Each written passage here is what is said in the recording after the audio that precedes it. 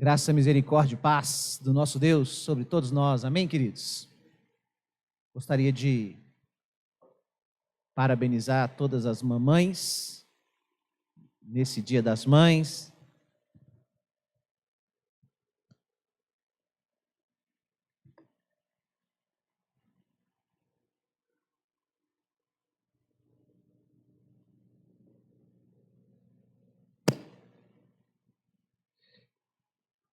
Nós temos falado neste ano, nosso tema anual tem sido Vivendo o Reino no Governo do Espírito. E eu tenho buscado compreender mais o que é o Reino de Deus. Porque eu já falei há um tempo atrás sobre essa questão do Reino de Deus, como isso é central e relevante dentro da palavra. E eu tenho entendido que, para compreender o reino, nós temos que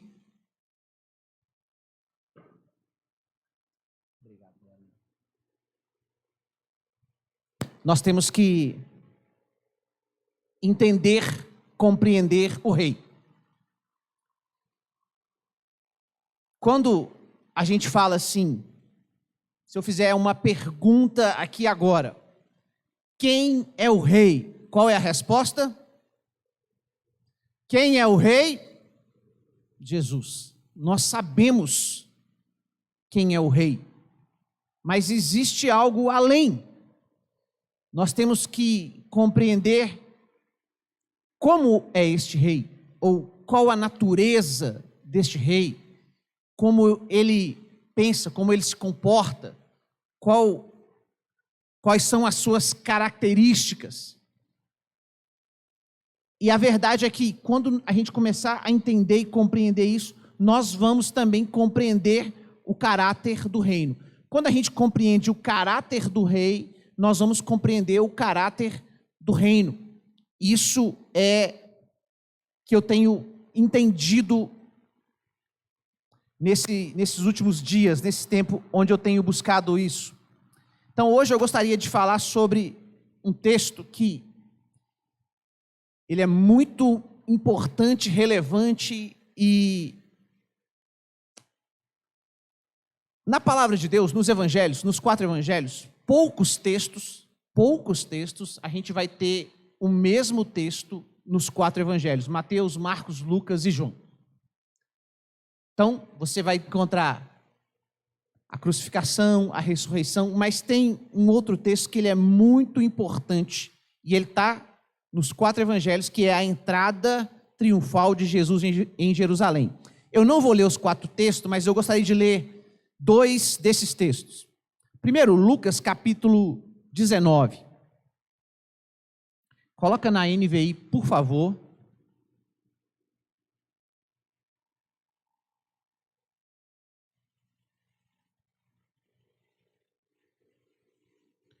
Lucas 19, 28.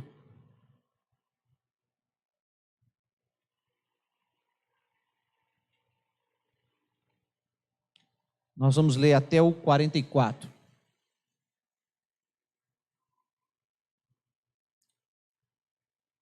Diz assim: depois de dizer isso, Jesus foi adiante, subindo para Jerusalém. Quando se aproximou de Betfagé e de Betânia, junto ao monte chamado das Oliveiras, enviou 2 dos seus discípulos, dizendo-lhes: vão ao povoado que está diante de vocês. Ao entrarem nele, encontrarão um jumentinho amarrado, no qual ninguém jamais montou. Desamarrem-no e tragam-o aqui. Se alguém lhes perguntar, por que estão desamarrando? Digam-lhe, o Senhor precisa dele. Os que tinham sido enviados foram e encontraram o animal exatamente como ele lhes havia dito. Enquanto desamarravam o jumentinho, os seus donos lhes perguntaram: por que vocês estão desamarrando o jumentinho? Eles responderam: o Senhor precisa dele. Eles o trouxeram a Jesus. Então, lançaram os seus mantos sobre o jumentinho, fizeram que Jesus montasse nele. Enquanto ele prosseguia, o povo estendia os seus mantos pelo caminho. Quando ele se aproximou da descida do Monte das Oliveiras, toda a multidão dos discípulos começou a louvar a Deus alegremente e em alta voz por todos os milagres que tinham visto. Exclamavam: bendito é o Rei que vem em nome do Senhor, paz no céu e glória nas alturas. Alguns dos fariseus que estavam no meio da multidão disseram a Jesus: mestre, repreende os teus discípulos. Eu digo a vocês, respondeu, que se eles se calarem, as pedras clamarão. Quando se aproximou, viu a cidade. Jesus chorou por ela e disse: ah, se nesse dia você compreendesse o que traz a paz, todavia isso agora está oculto aos seus olhos. Virão dias em que os seus inimigos construirão trincheiras contra você, e a rodearão e a cercarão por todos os lados. Também a lançarão por terra, você e os seus filhos, não deixarão pedra sobre pedra, porque você não reconheceu o tempo em que Deus a visitou. Esse texto até aqui está ótimo. Agora vamos ler o mesmo texto em João capítulo 12, versículo de 12 a 19. Evangelho de João 12, de 12 a 19.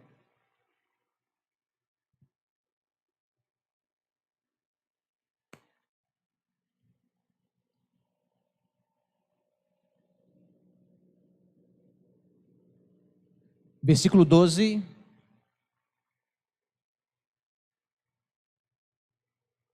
Isso.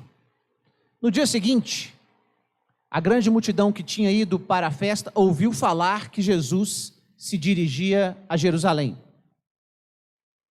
Pegaram ramos de palmeiras e saíram ao seu encontro gritando: Hosana, bendito é o que vem em nome do Senhor, bendito é o Rei de Israel. Jesus conseguiu um jumentinho e montou nele, como está escrito: não tenha medo, ó filha de Sião, eis que o seu rei vem montado em um jumentinho. A princípio, os seus discípulos não entenderam isso. Só depois que Jesus foi glorificado, se lembraram de que essas que fizeram a ele estavam escritos a seu respeito. A multidão que estava com Jesus, quando ele chamou Lázaro do túmulo e o ressuscitou dentre os mortos, continuou a espalhar o fato. Muitas pessoas, por terem ouvido falar que ele realizara tal sinal milagroso, foram ao seu encontro. Assim, os fariseus disseram uns aos outros: não conseguimos nada, olhem como o mundo vai atrás dele. Até aqui. Volta no texto de Lucas e deixa no versículo 28 para mim, Lucas 19, 28. Então, esses dois textos que nós lemos, eles estão falando sobre essa entrada de Jesus em Jerusalém. A tradição e os cálculos bíblicos, a gente consegue presumir que isso aconteceu no domingo. Jesus, ele morreu, ele foi crucificado numa sexta-feira, e essa entrada dele, a maioria dos estudiosos afirmam que é no domingo. Alguns tentam dizer que é na segunda-feira, mas é muito provável que tenha sido no domingo anterior à crucificação. Por isso que existe o chamado Domingo de Ramos, por causa dessa entrada de Jesus em Jerusalém. Imagina uma coisa. Jesus, ele já estava aqui no fim do seu ministério, caminhando para a última semana aqui. Havia uma festa se aproximando, que era a festa da Páscoa. E nas três principais festas, o povo fazia caravanas para Jerusalém. Na festa da Páscoa, na festa de Pentecostes e na festa dos Tabernáculos. Então, havia uma enorme expectativa. Por quê? 3 anos de ministério de Jesus, 3 anos em que Jesus já estava ali, viajando, pregando, curando, realizando sinais, milagres. E um pouco antes dessa entrada, como o Evangelho de João fala, havia acontecido a ressurreição de Lázaro. E essa ressurreição, ela é um dos principais milagres de Jesus. Então, isso causou uma enorme comoção. Havia em Jerusalém ali uma enorme expectativa se Jesus estaria ali. Por quê? Porque havia no coração do povo o seguinte sentimento: ele pode ser o Messias. Em alguns havia a certeza, ele é o Messias, ele é o prometido, ele é o rei de Israel, ele é aquele que virá e vai resolver os nossos problemas.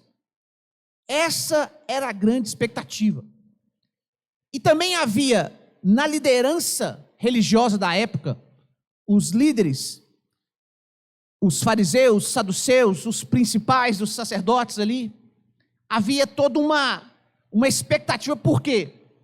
Porque a fama de Jesus se tornava tão grande, o apelo em relação a ele se tornava tão grande, que eles estavam se sentindo ameaçados.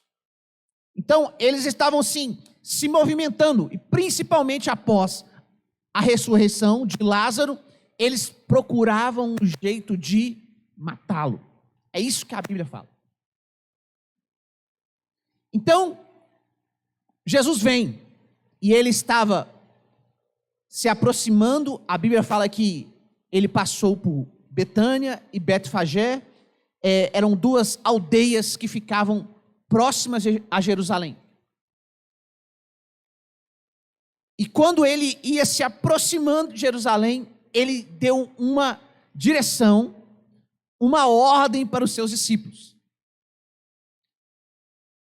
É interessantíssimo o texto. Por quê? Jesus, que durante esses 3 anos do seu ministério, por muitas vezes ele evitava, inclusive orientava aos seus discípulos que não dissessem a ninguém que ele era o Cristo. Ele estava se preparando naquele momento para declarar publicamente que ele era o Cristo, que ele era o rei, e ele ia fazer isso cumprindo as Escrituras. Perceba isso. É por isso que esse texto ele é importantíssimo dentro da palavra de Deus, dentro dos evangelhos. Ele estava ali, ele ia anunciar publicamente. Por quê? Porque ele ia cumprir uma profecia que está em Zacarias capítulo 9. Vamos ler essa profecia? Zacarias capítulo 9, versículo 9. Coloca aqui, por favor.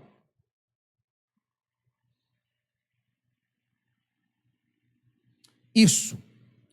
Diz assim: alegre-se muito, filha de Sião, exulte, filha de Jerusalém, eis que o seu rei, presta muita atenção nessa palavra, rei, vem a você, justo e vitorioso, humilde e montado em um jumento, em um jumentinho, cria de jumento. Espera aí, daqui a pouco nós vamos para o próximo versículo. Então, havia uma profecia de mais ou menos 400 anos atrás, do profeta Zacarias, que falava sobre a visitação do rei sobre Jerusalém, que o rei viria para Jerusalém, e ele vai dando as características desse rei. Ele é justo, ele é vitorioso, mas essa palavra humilde, ela é importantíssima, e talvez a não observação dessa palavra tenha confundido a maioria do povo que estava naquele momento. E o detalhe fala que ele iria estar montado em um jumento, em um jumentinho, cria de jumento. Depois nós vamos falar sobre o que significa essa questão. Mas vamos para o próximo versículo aqui, o 10. Porque a profecia continua falando sobre Jesus, sobre o que ele vai fazer. Aí diz assim: ele destruirá os carros de guerra de Efraim e os cavalos de Jerusalém. Os arcos de batalha serão quebrados. Ele proclamará paz às nações e dominará de um mar a outro, do Eufrates até os confins da terra. Ponto, para aí. E aqui, talvez seja o desafio do entendimento para aquele tempo. Por quê? Eles esperavam que o Messias viesse e fizesse tudo isso que está falado, tanto no versículo 9 quanto no versículo 10, imediatamente. Mas a gente vai ver, não só nesse texto, mas em outros, que existe aqui um período, uma quebra no tempo aqui, ou seja, ele cumpre o versículo 9 e depois o versículo 10 não é cumprido na primeira vinda. Esse versículo 10, ele só vai ser cumprido na segunda vinda, no fim dessa era, quando ele voltar. Ou seja, qual era a expectativa do povo naquele tempo? A expectativa era que o Messias, o rei de Israel, ele viria, ele entraria em Jerusalém, ele seria ali declarado rei, e ele iria destruir os inimigos e iria implantar um reino que estenderia de mar a mar e até os confins da terra. Ou seja, qual Jesus que o povo esperava naquele momento? Um Jesus que viesse e acabasse com o domínio romano que estava sobre a nação de Israel naquele momento. O Império Romano era o império que dominava o mundo daquela época. Aí Jesus vem. Quando ele vai se aproximando de Jerusalém, já tinha passado ali por Betânia, por Betfagé. Quando ele vai ali próximo ao Monte das Oliveiras, ele fala com dois dos seus discípulos assim, ó: vocês vão até a cidade, vocês vão encontrar um jumentinho que nunca foi montado por ninguém, vocês vão trazer ele aqui. Jesus, ele é tão específico e sábio na orientação que ele fala assim: se por acaso alguém perguntar por que vocês estão pegando o jumentinho, você fala assim: o Senhor precisa dele, e isso vai bastar. E aconteceu exatamente daquele jeito. Os discípulos foram, dois discípulos se adiantaram a Jesus, foram até a cidade, encontraram o jumentinho e trouxeram o jumentinho até Jesus. A Bíblia fala que os discípulos colocaram ali algumas vestes ali sobre aquele jumentinho e Jesus montou sobre ele. Agora, imagina isso, querido. Tenta criar esse filme na sua cabeça. A expectativa em relação à festa. A cidade lotada de pessoas. Cheia de pessoas. A expectativa com relação a Jesus, toda a sua fama, seus milagres, tudo o que ele havia feito. E ele, naquele momento, se aproxima de Jerusalém, montado no jumentinho, cumprindo a profecia de Zacarias, capítulo 9, versículo 9. O que o povo estava vendo ali? Chegou o rei. O povo estava pensando errado quando eles olhavam para Jesus, vindo sentado, montado no jumentinho, falavam assim: chegou o rei? Não, eles estavam certos. Era exatamente aquilo que estava acontecendo. Mas é exatamente nesse momento que a gente precisa parar e pensar. Por isso que eu disse que, para a gente compreender o reino, nós temos que compreender o rei. Quando fala, volta para mim em Lucas 19, 28. Isso. Pode passar, passa para o 32, por favor. Isso. 33.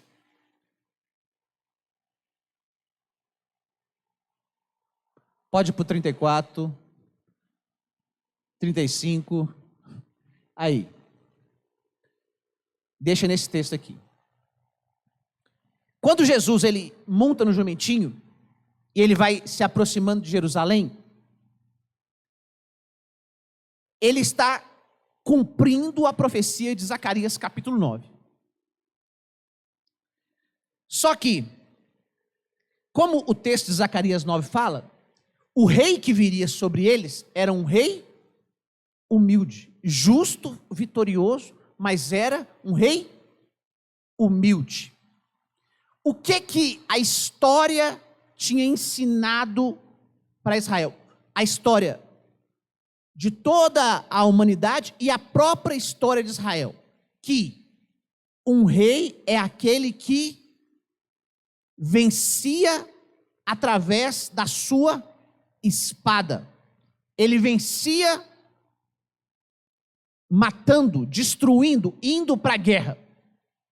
E quando a gente vê o versículo 10 de Zacarias 9, a gente vê que tem esse aspecto também. Só que a apresentação de Jesus, ela vai, de certa maneira, mudar as coisas, mudar o entendimento. É como se Jesus estivesse passando agora a seguinte mensagem a todos ali.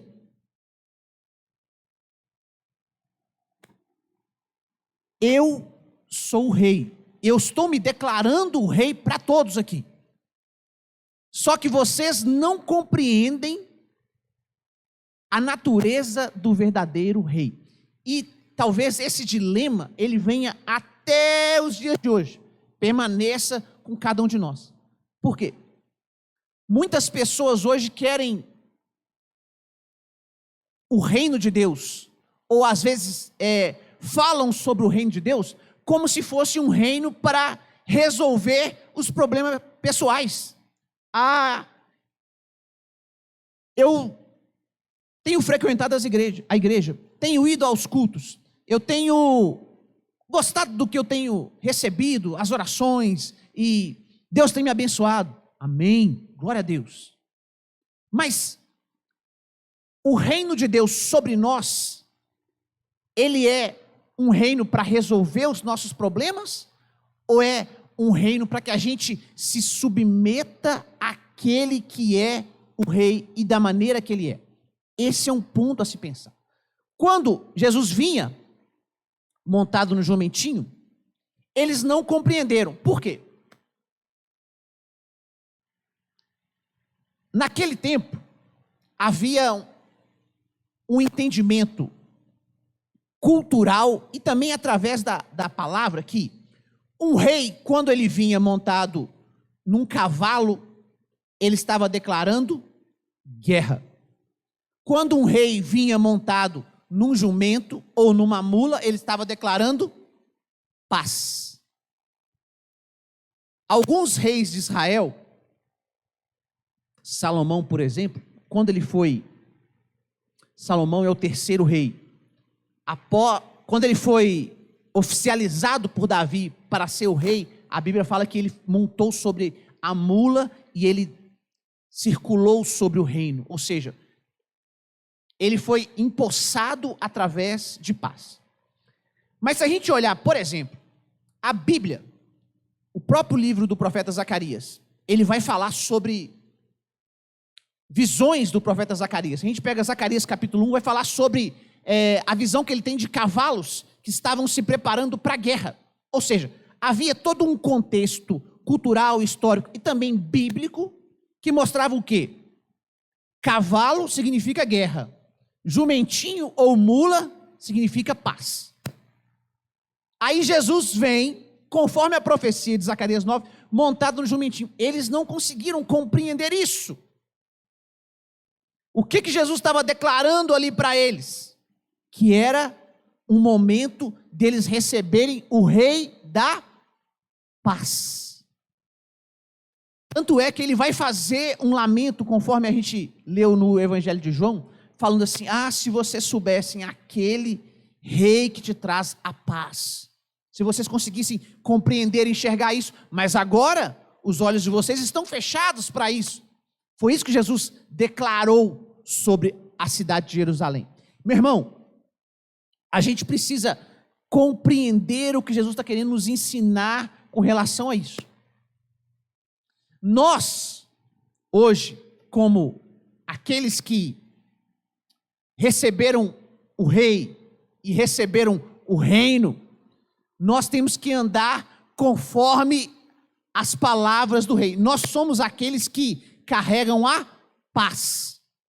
Meu irmão, se a gente começar a querer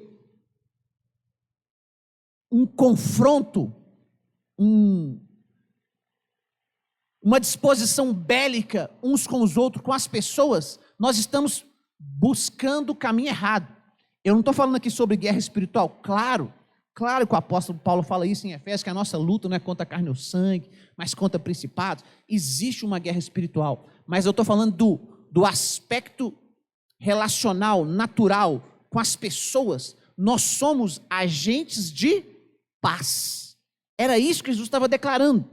E ele estava levando, o rei estava entrando, e era o rei da paz.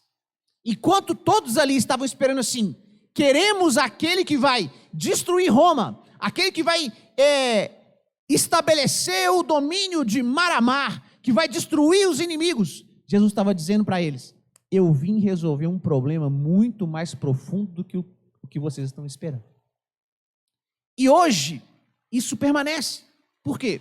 As pessoas às vezes estão aqui, focadas no natural, no físico, no tangível aqui, esperando que Jesus venha restaurar, resolver os problemas desse tempo, e Jesus está focado em falar assim, para cada um de nós, existe um problema espiritual que precisa ser resolvido, e é nesse ponto aqui que eu quero agir, que eu quero tocar, que eu quero reinar.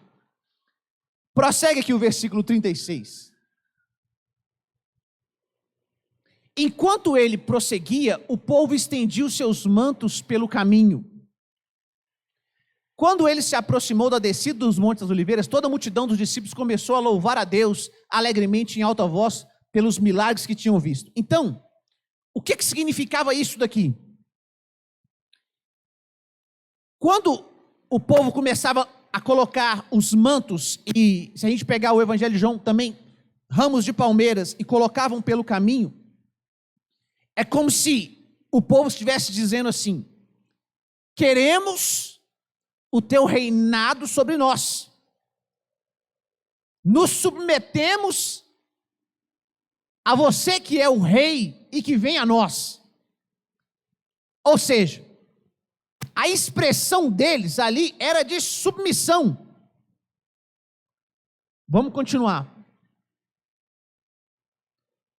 E exclamavam, bendito é o rei que vem em nome do Senhor, paz no céu e glória nas alturas. Esse texto, eles começam a fazer uma citação, e é importantíssimo a gente buscar entender aqui o que eles estavam falando.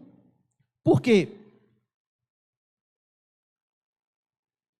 Eles estão citando um salmo que declara a exaltação do rei. Hosana, hosana nas alturas, bendito é o que vem em nome do Senhor. Essa declaração, ela quer dizer o seguinte, Senhor, Deus, salva-nos agora. O que eles estavam clamando é isso, ou seja, enquanto Jesus vinha, havia uma multidão, os discípulos acompanhavam ele estava montado no jumentinho, se aproximando de Jerusalém. Havia, naquele tempo, uma porta que chamava a Porta Oriental, ela estava ali pronta para o rei entrar, ou para Jesus passar por ela, e enquanto ele ia, as pessoas começaram a colocar diante da passagem, por isso que é chamada de entrada triunfal, ou seja, havia todo um clamor sobre aquele momento, e eles colocavam ali ramos de palmeiras, estendiam ramos de palmeiras, colocavam mantos diante dele, e Jesus ia passando, e eles estavam declarando, hosana, bendito é o que vem em nome do Senhor, declarando assim, Senhor, salva-nos agora, mas o clamor deles não era por uma salvação espiritual que Jesus estava chegando para trazer, não só para eles, mas para toda a humanidade. Eles queriam uma salvação do problema deles naquele momento, que era o domínio de Roma. Imagina um povo que estava escravizado, que era muitas vezes extorquido por impostos altos que eles tinham que pagar, e quando eles veem aquele homem que eles ouviram falar, que ressuscita mortos, que dá vista a cegos, faz aleijados andarem, eles falaram assim: é ele, a promessa foi cumprida, o rei está chegando. Ou seja, no coração deles o que havia era o seguinte: vai acontecer uma revolução agora. Só que eles ficavam assim pensando: mas espera aí, não era para ele estar vindo com um exército? Como que ele vai derrotar os romanos? Como que ele vai quebrar a força do Império Romano, que se colocava com brutalidade, se necessário fosse, sobre eles? Cadê o exército deles? Cadê? Eu estou vendo apenas alguns homens simples da região da Galileia, muitos deles ex-pescadores. Que negócio é esse? Tem alguma coisa errada aqui. Ou seja, eles estavam esperando um tipo de rei e de reino, e o que eles receberam foi um outro tipo de rei e de reino diferente do que eles estavam esperando. Aí Jesus vai entrando. Coloca no próximo versículo. Alguns dos fariseus que estavam no meio da multidão disseram a Jesus: Mestre, repreende os seus discípulos. Por quê? Por que os fariseus disseram isso? Porque aqueles que estudavam a fundo a lei, eles sabiam que aquela declaração que estava sendo aclamada ali, bendito, hosana nas alturas, bendito que vem em nome do Senhor, ela só podia ser dirigida ao rei Messias. E como eles não criam que Jesus era esse, eles falam assim: você não pode receber, você sendo um mestre, você conhecendo a lei, você que ensina a lei, você de maneira alguma pode se colocar nessa posição, porque você não é essa pessoa. Ou seja, havia ali um embate de ideias. Aí a resposta de Jesus para aqueles que estavam contradizendo, versículo 40. Eu digo a vocês, respondeu, que se eles calarem, as pedras clamarão. Ou seja, olha o que Jesus disse. Se a gente pegar um outro texto, se eu não me engano, no texto de Mateus, ele fala assim, a resposta é: sim, eu ouço o que eles estão dizendo. E ele fala assim: se eles se calarem, as pedras clamarão. É como se Jesus estivesse dizendo assim: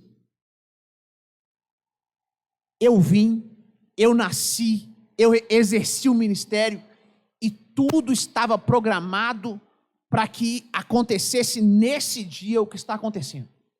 Vocês não conseguem compreender. Por quê? Porque a natureza do rei e do reino, vocês não conseguiram captar como ela era. Mas o que eles estão falando é a verdade. Eles estão saudando o rei. E o rei está entrando sobre Jerusalém. Eu não posso fazer com que eles se calem. Por quê? Porque a profecia do Salmo, se eles se calarem, alguém vai ter que falar que o rei está entrando aqui. Se eles se calarem, essas pedras vão ter que dizer. Percebe como que Jesus, em nenhum momento, ele se esquiva ou ele tem medo da situação. Ele simplesmente encara como tem que ser encarado. O que que isso nos diz? Isso diz respeito a quem ele é. Por quê? Ele não é apenas humilde, mas ele é justo, ele é verdadeiro, ele carrega a verdade dentro dele, ele é a própria verdade. Só que há algo fantástico nisso, por quê? Quando ele fala, as pedras clamarão, ele está dizendo o seguinte também, que ele era o verdadeiro rei. Quando a gente fala sobre reino, presta atenção nisso. Eu já ensinei isso muitas vezes. E às vezes a gente vai percebendo que às vezes o nosso ensino, não é que o nosso ensino é errado. Às vezes o nosso ensino precisa ser aperfeiçoado. Eu já falei isso para muitas pessoas, que Jesus ele tem que ter o centro, o governo da nossa vida. Isso é verdade? Claro que é verdade. Só que a questão de governo hoje, ela é mal entendida. Eu tenho percebido isso. Por quê? Quando se fala hoje sobre dar o governo para Jesus, dar a centralidade para Jesus, muitos entendem isso de uma maneira errada. Vou tentar explicar melhor. O mundo atual, quem hoje é o líder máximo que governa uma empresa? Normalmente ele é chamado de CEO. É aquele que é o líder, ali que decide tudo. Infelizmente, as pessoas têm olhado para o reino de Deus, olhado para Jesus e têm tentado colocar ele numa posição de CEO. Isso não dá certo. Não é assim que funciona. Jesus, ele não é um CEO da nossa vida. Por quê? Porque um CEO, ele pode ser substituído. Ele pode ser trocado por outro. Se ele não está dando resultado, se ele não está atendendo, ele é tirado e é colocado um outro. E o que acontece na vida de muitas pessoas é exatamente isso. Não, peraí, mas o que você está dizendo? Eu estou dizendo que muitas pessoas, eles fazem ou tentam fazer um governo compartilhado. O que é isso? Quando me convém, Jesus, ele é o CEO da minha vida. Ele é aquele que decide. Mas quando as coisas não estão andando do jeito que eu quero, eu tiro o CEO e eu assumo o governo novamente. É por isso que eu tenho compreendido que isso está causando um problema em muitas pessoas. Um rei, presta atenção nisso. Um rei é diferente, completamente diferente de um CEO. Um rei, ele está ali porque ele foi colocado naquela posição e ninguém pode tirar ele de lá. A não ser que ele seja morto. Aí quando a gente está falando de um rei que é eterno, a gente está falando de um reino que vai ser eterno. Não pode ser trocado. O que isso leva a gente a pensar, a meditar? Uma vez que nós entregamos a nossa vida para o Senhor, para o rei, para o governo dele, nós nos submetemos ao reino dele, a partir daquele momento, quem vai mandar, quem vai governar é Jesus, é ele. E, infelizmente, nós temos uma ideia errada de que nós podemos cuidar melhor da nossa vida do que Jesus.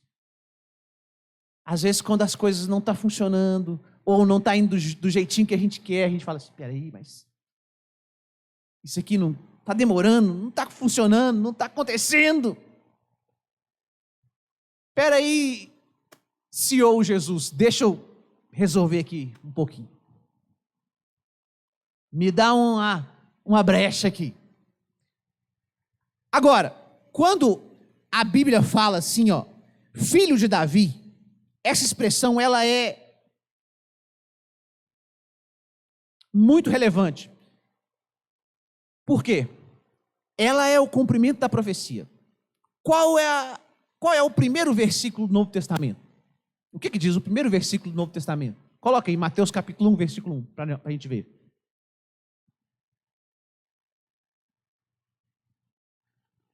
Mateus 1, 1.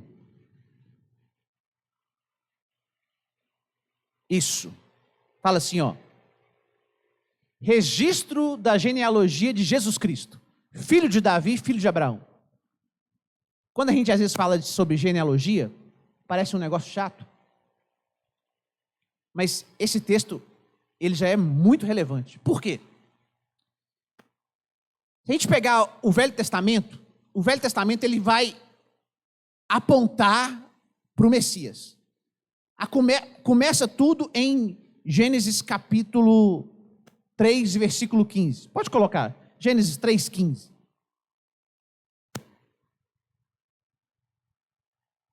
Gênesis 3,15 é chamado de proto-evangelho, ou seja, o primeiro evangelho, a primeira mensagem que fala sobre Jesus. Deus estava ali trazendo juízo, e ele fala assim, porém inimizade falando com a serpente, porém inimizade entre você e a mulher, entre a sua descendência e a descendência dela, que ferirá a sua cabeça e você lhe ferirá o calcanhar. Ou seja, em Gênesis 3,15 é a primeira promessa daquele que viria para resolver o problema da humanidade. Começa em Gênesis 15. Ou seja, em Gênesis 3,15 está apresentando o seguinte. Aquele que resolveria o problema da humanidade, ele viria de um ventre da mulher. Ele seria descendente humano. Aí a gente vai, por exemplo, para Gênesis capítulo 12. Coloca aí, Gênesis 12, versículo 1.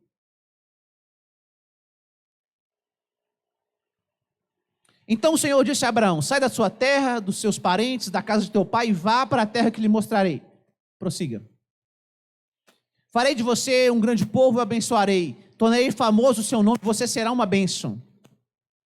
Abençoarei os que te abençoarem, amaldiçoarei os que te amaldiçoarem, e por meio de todos os povos da terra, e por meio de você, todos os povos da terra serão abençoados. Ou seja, a gente vai criando ali uma trilha. Então é o seguinte, ele vai nascer de uma mulher, aquele que vai resolver o problema da humanidade, e ele vai ser descendente de Abraão. Daqui a pouco nós vamos chegar no Davi. Ou seja, a Bíblia vai mostrando o seguinte, que aquele que foi o prometido de Deus, o Messias, o escolhido, aquele que viria para resolver o problema da humanidade, ele tinha essas características. Ele seria um homem, ele nasceria de uma mulher e ele viria da descendência de Abraão. Depois, quando Davi, ele está reinando, a Bíblia fala que Deus fez uma aliança com Davi. É por isso que existe a palavra aliança abraâmica, aliança davídica, aliança mosaica. Deus fez uma aliança com Davi. E ele falou para Davi o seguinte: um descendente teu sentará no trono eternamente. Então, o que a gente vai construindo aqui? Esse que resolveria o problema da humanidade, ele seria nascido de mulher, da descendência de Abraão.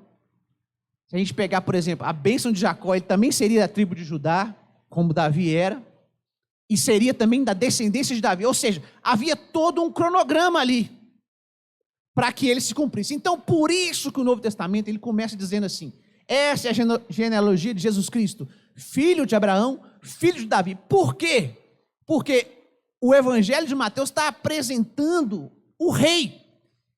O rei ele tinha que ser da descendência de Abraão e da descendência de Davi. Quando Jesus curou o cego em Jericó, o cego Bartimeu, esse cego, quando ele estava lá gritando, o que ele gritou? Ele gritou assim, ó: Jesus, filho de Davi, tem compaixão de mim, tenha misericórdia de mim. Por quê? Ele estava dizendo ali, quando ele fala a expressão assim, filho de Davi, ele está dizendo, você é o prometido, você é aquele que foi profetizado que viria, você é o Messias. Ou seja, havia uma expectativa também na população, alguns sabiam que da descendência de Abraão, viria o Messias. Quando Jesus, ele entra em Jerusalém, e ele fala, se eles não clamarem, as pedras clamarão. Ele sabia que aquele momento era um momento que havia sido profetizado. Só que, para a gente encerrar, ele continua, e quando ele vai se aproximando de Jerusalém, a Bíblia fala que ele faz um lamento sobre Jerusalém. Volta para Lucas, por favor. Lucas 19. Pode colocar no versículo 41.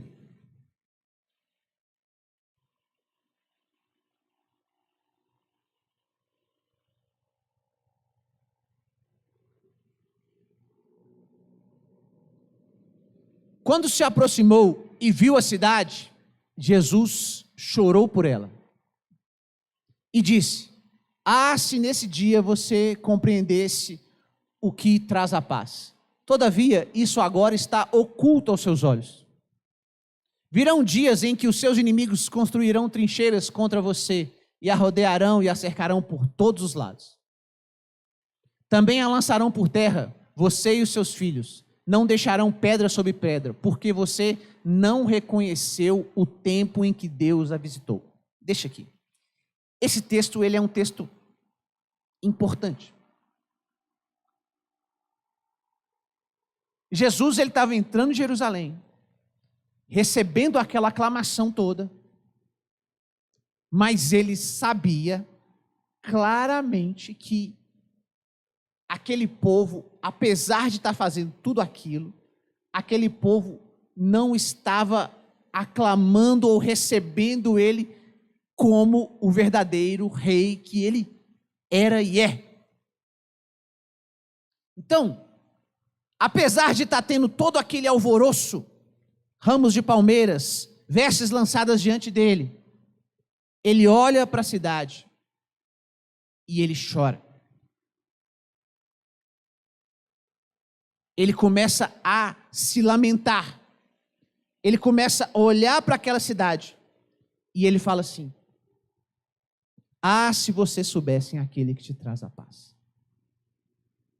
Ou seja, Jesus, ele sabia que aquele povo não estava agarrando a oportunidade que eles tiveram. E quando eu fiquei meditando nisso, eu falei: meu Deus, é exatamente esse o ponto. Hoje, muitas pessoas têm ouvido falar sobre o rei. Muitas pessoas têm ouvido falar sobre o reino de Deus, sobre esse Jesus que faz e opera maravilhas, esse Jesus que cura, que transforma, que liberta. Mas a grande pergunta que vem agora para todos nós, nós temos agarrado essa oportunidade?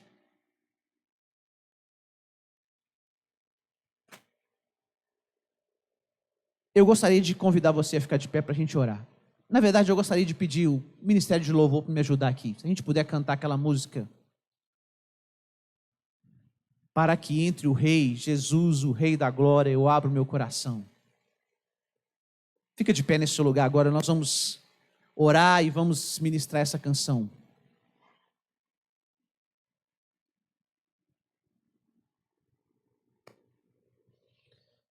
Jesus, ele é o Rei, o prometido, o Rei da Glória.